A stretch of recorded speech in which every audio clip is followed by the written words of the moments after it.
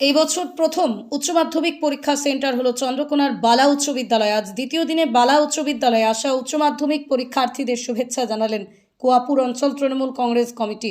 পরীক্ষা কেন্দ্রে প্রবেশের মুহূর্তে পরীক্ষা দিতে আসা প্রতিটা ছাত্রছাত্রীদের হাতে জলের বোতল, কলম, কেক তুলে দিয়ে শুভেচ্ছা জানালেন চন্দ্রকোনা ২ নম্বর ব্লক তৃণমূল কংগ্রেসের সভাপতি ছায়া দলুই সহ অঞ্চলের অন্যান্য তৃণমূল কংগ্রেসের কর্মী সমর্থকরা। উপস্থিত ছিলেন অঞ্চল তৃণমূল কংগ্রেসের সভাপতি শঙ্কর ঘোষ।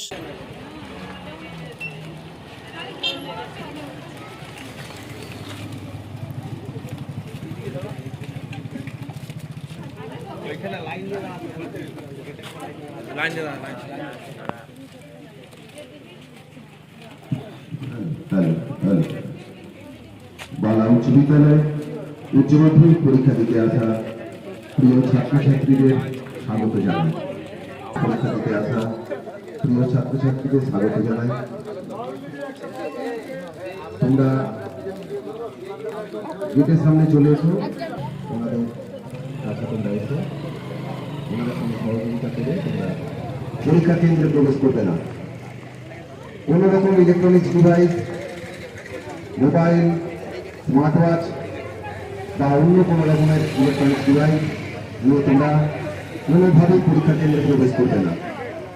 পরীক্ষা কেন্দ্রে প্রবেশ করার জন্য তোমরা অরিজিনাল অ্যাডমিট কার্ড এবং অরিজিনাল রেজিস্ট্রেশন সার্টিফিকেট, জলের বোতলে যদি কোম্পানি স্টিকার থাকে সেই কাগজটি তোমরা ছিঁড়ে বাইরে ফেলে তারপরে আসবে।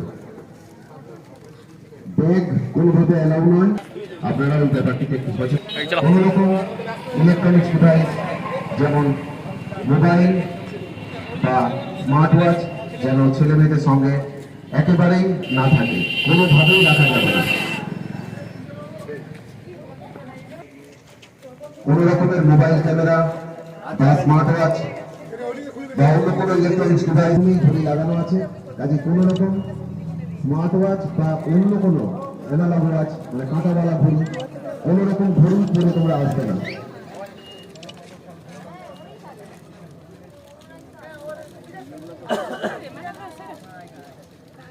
ঘড়ি পরে কেউ আসবে না, ঘড়ি অ্যালাউ না, ঘড়ি অ্যালাউ নেই।